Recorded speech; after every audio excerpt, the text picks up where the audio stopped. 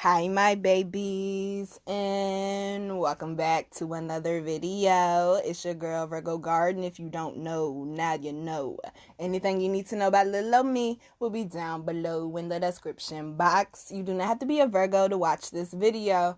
Alright y'all, I know it's been so long since I've done this. Oh my god, and I have so many to do for y'all now. Oh my goodness. Okay, so for those who are just now watching this video because you subscribed to me probably after July, I started a series called Sunday and Mimosas where you get your little drink with me. It don't have to be alcohol. It could be tea or whatever you like. And we sit and we have us a conversation, okay? Because things need to be talked about. So with Sunday and Mimosas, it's just a little, I don't want to necessarily call it a spiritual chat, y'all, because we talk about things in the earthly world, because you got to understand the polarity or even the duality of having both of them, which a lot of people tend to forget. So with this particular Sunday in Mimosas, we're going to be talking about abandonment issues.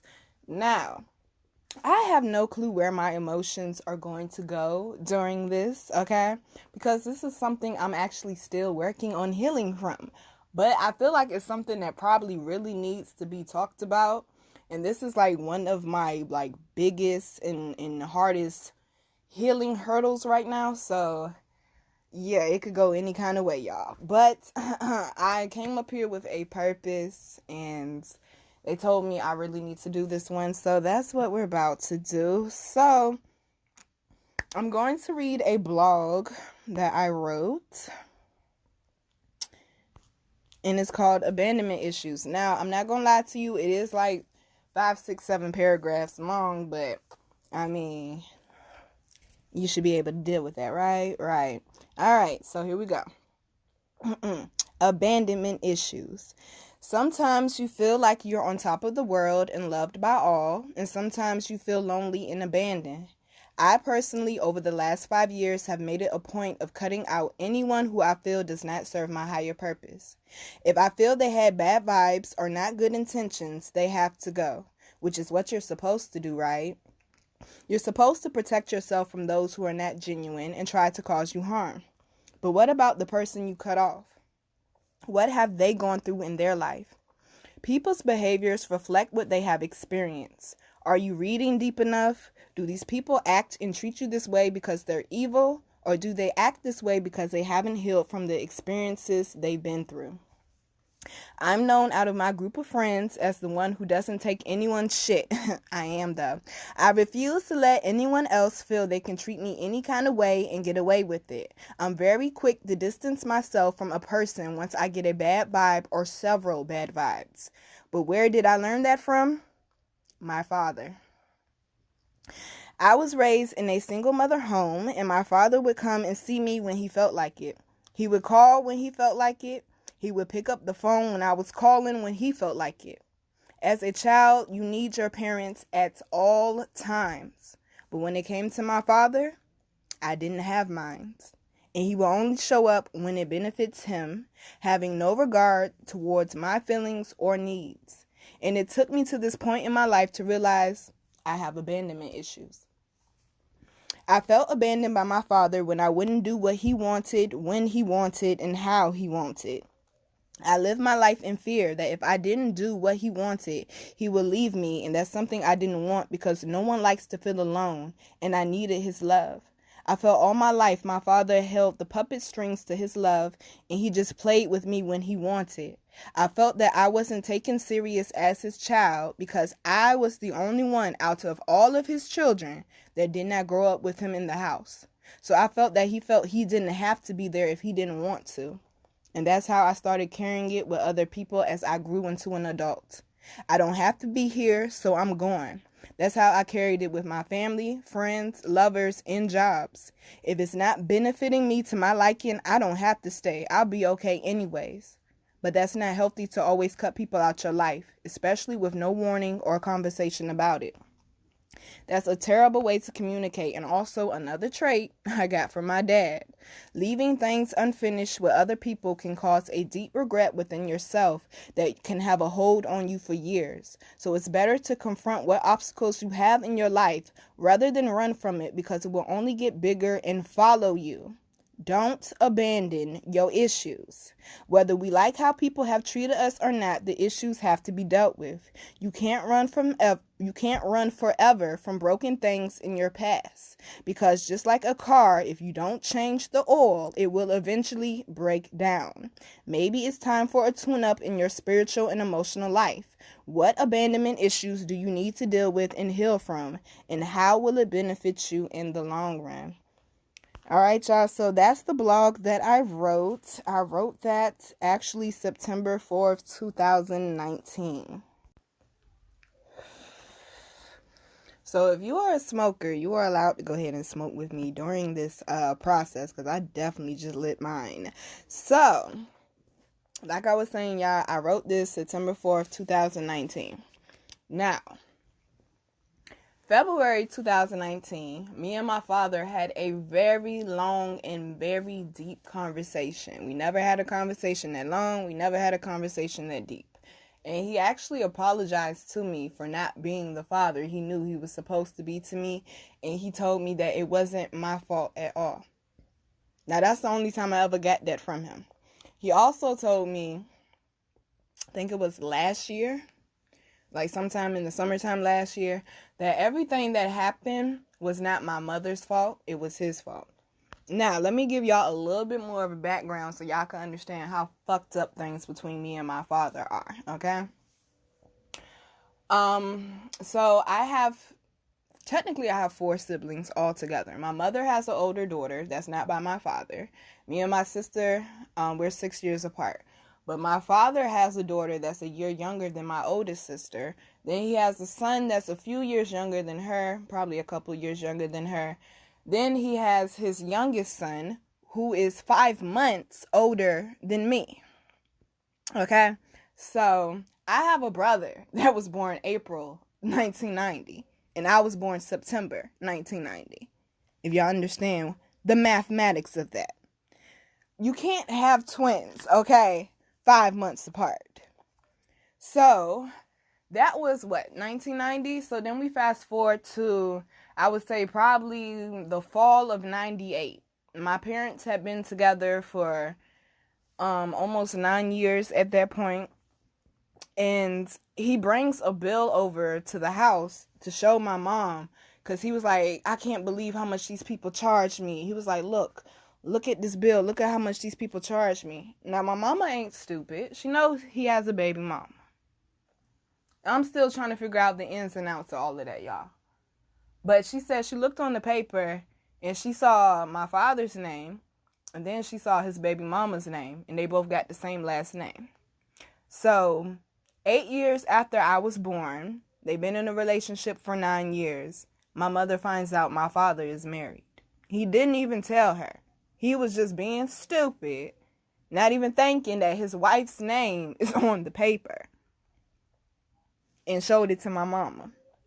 So according to the story that we got from my father, he found out that his now wife was pregnant with my brother that's 5 months older than me in December of 89. And he was joking with her mama, because her mama was like, well, y'all got 3 kids. You got 2, 1 on the way. What you gonna do? And he was like, well, you go get a preacher. I'll marry your daughter now. And he said her mama went and got a preacher. So he married his now wife in 1989. That is not no romantic situation at all. So my father didn't even really want to be married, y'all. And then he ends up married, and he finds out a month after he's married that the chick he was seeing on the side, who didn't know she was the side chick, was pregnant. So you can imagine how it feels growing up being the quote-unquote mistress child by force. She didn't even know she was the mistress. She thought she was the girlfriend, because that's what he called her. So me and my father's relationship, y'all, already started off with mistrust. It already started off broken. I was already abandoned before I even came out. He wasn't there at the birth, and he wasn't there for a lot of different things. Now, one thing my father sucks at is communication. So, which in turn, I now have communication issues. My father has an issue with not wanting to stick around in uncomfortable situations or situations that's not more to his liking is what I would say. And I do that as well. If I'm not comfortable, if I don't like the vibe, if I don't like the energy, I ain't trying to stick around and figure out what the fuck gonna happen. I'm trying to get the hell on. And it's now in my adulthood, since I've gone into my spiritual journey, since I've done my journaling, since I've done my chakra work and asking so many questions and going to my altar, I'm realizing that this wound that I have with my father will never heal until I choose to heal it. My abandonment issues are my problem because he was just being himself. A fuckboy is going to be a fuckboy. And unfortunately, my father is a fuckboy. I can't change him. My father is 60-something years old. In a few years, he'll be 70, I believe. I can't change him. My abandonment issues, unfortunately, spilled over to my love issues, which is what happens to most people. All about that inner child work. Your root chakra is connected to your foundation.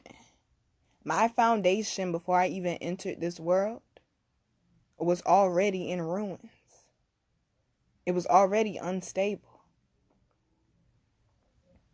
I have not one healthy relationship with any of my siblings, y'all. Because, and this is what I talk about when I say generational curses, and that's why it's so important with this 12 months of growth challenge to focus on yourself this month. And it may seem selfish to other people, but you cannot keep carrying other people's burdens. My father hid me for so long, y'all. His wife did not find out about me till I was 14. My sister did not find out about me till I was 16, 15 going on 16, I think.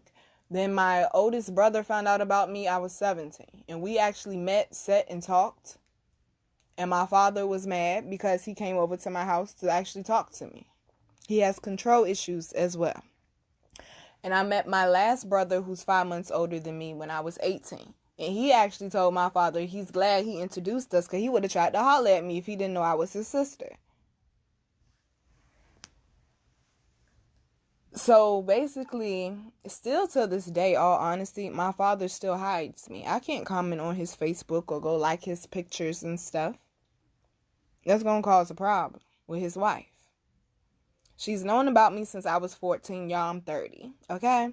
We talking about 16 years. And she still cannot accept the fact that he has a daughter with someone else. I've been carrying his burden. I've been carrying his wife's burden. I've been carrying my mother's burden. And it was not until I started therapy when I realized I can't carry that shit no more. I didn't even realize I was carrying it. Trying to fix it, trying to make the situation better, trying to fight for what it was I wanted. Trying to rewrite a chapter that was written before I came. I can't undo that.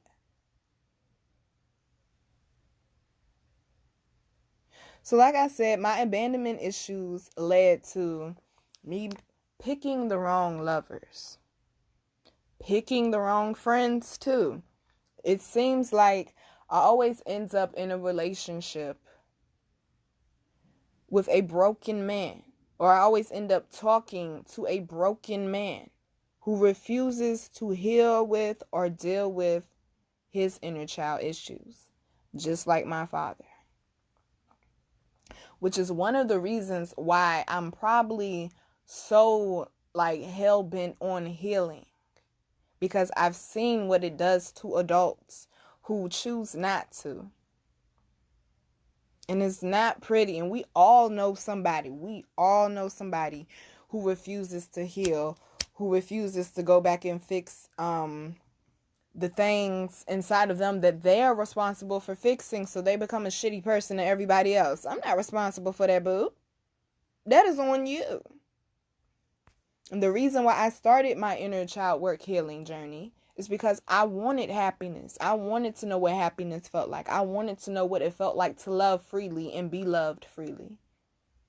That's something I can't get from my father. But I kept trying to look for that inside of other men. Or grown boys, as I like to call them. I'm never going to get that until I fix this. Because that energy was still inside of me, and I was attracting to me broken men because I was still broken. I almost did 2 years for somebody who wouldn't do 2 seconds for me. Gave this man a place to lay his head, gave him food in his stomach, helped him get his ID, helped him get in college, helped him get a job, and he still shitted on me. I can't change that. I done help men start businesses, promote their businesses. I done help men with their music careers. Hell, I talked to somebody who swore he was a rapper and the nigga couldn't even count a 16 properly, y'all. I know my musicians, I know y'all laughing about that. He couldn't even do a 4 count to properly count a 16, but he said he was a rapper though. I don't know. But I always felt like I had to fix it. And guess where I get that from? My mom. She always feels like she has to overly cater to her man. Because she feels like that's what's going to keep them happy. That's what's going to keep them there. Guess what? Her daddy divorced my grandma after she had his 7th child. Was cheating on her, didn't want to give her child support, was running all around, up and moved to Cali, then had 4 more kids. Tried to act like the first 7 didn't exist. So my mother was already carrying around broken energy because of her abandonment issues with her father. Guess what? My daddy's daddy cheated on his mama that he was married to. They had 4 kids together, running around on her, had a child outside the marriage, got divorced, had 2 more kids. He has not fixed his abandonment issues.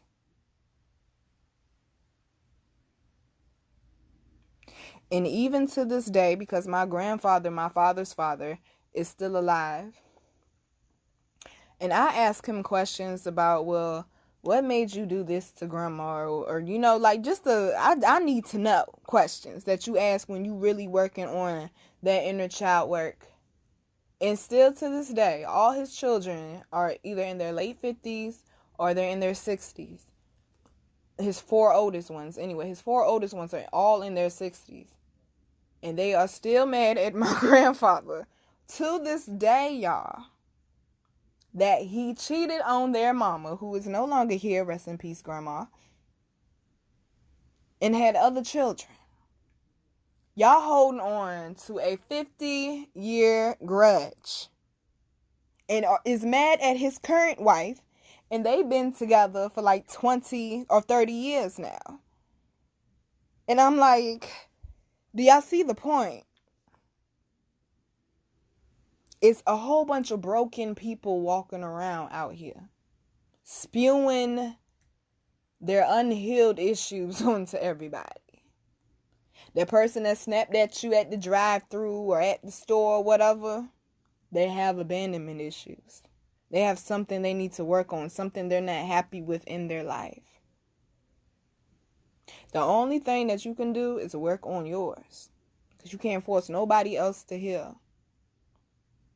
I was going to keep picking the wrong lover until I fixed that. I'm going to keep picking the wrong friends until I fixed that. I remember my 10th grade teacher told my mother when she went to a parent-teacher conference, Nina does great in school, but she has needy friends, and that affects her. I had a teacher who could see that when I was 14, 15 years old. That took me 10, damn near 20 years to see. I can't fix the people around me until I fix me. So my abandonment issues have led me to having communication issues. It has led me to, and that's throat chakra, it has led me to having issues with letting people in. That's my sacral chakra. I don't like to let people get close to me for that exact reason. And also because my father is a liar. So not only can you not get close to me, I'm not going to believe shit that you say. I'm not going to believe shit that you say to me. And I guess as I've gone through life and I've dated different people, just because they look different background or whatever, it still was the same person every time though. Because I guess I felt like, well, if I just deal with the surface part of the issue, then the issue is dealt with. But it's basically like if you have split ends and you only cut half of the split end, you don't cut the entire thing off, the problem's going to come back. It's like going out to the garden and just pulling up 75% of the weeds in the garden. They're going to grow back. So I guess going through therapy, I had to realize that I abandoned my abandonment issues. And because I abandoned my abandonment issues, they grew into other issues. Like not wanting people to get close to me or not wanting to communicate properly. And I told y'all, one of the things that my therapist told me that stuck with me and probably will stick with me forever, she said, "Thank God, Miss Nina, that our healing does not depend on other people." So if I sit here and continue to wait for my father to admit that he really is a fuck up and he means it this time, or to admit to the world that he has another daughter and he did wrong by her, I will never heal in this lifetime. So to do that inner child work, y'all, you're gonna have to touch an issue that's touchy like that. You're going to have to touch an issue that's going to arouse your emotions and make you feel some type of way. I'm still working on my abandonment issues, y'all, to this day. I'm still working on how to communicate better with other people, as y'all know. I'm still working on letting people get closer to me. Because you can't make other people pay for a meal that was already ordered before they walked in the restaurant. That's crazy. It makes sense now, but when you go out there and your emotions is on the line, it don't sound that crazy. But the way I just put it, that sounds crazy. How you gonna make me pay for somebody else's order before I even got here? That ain't even my order, bruh. So y'all, if you have abandonment issues, more than likely it came from a parent or somebody you had a lot of respect for in your life. Please work on them. Okay? Because we don't need to be going out here spewing our unfixed issues onto other people. Alright? So I hope y'all enjoyed this Sunday in Mimosas. I know it was a little lengthy, but it was a little therapeutic for me too. Alright? So I hope y'all enjoyed it. Enjoy the rest of your Sunday. Love you, babies. Mwah.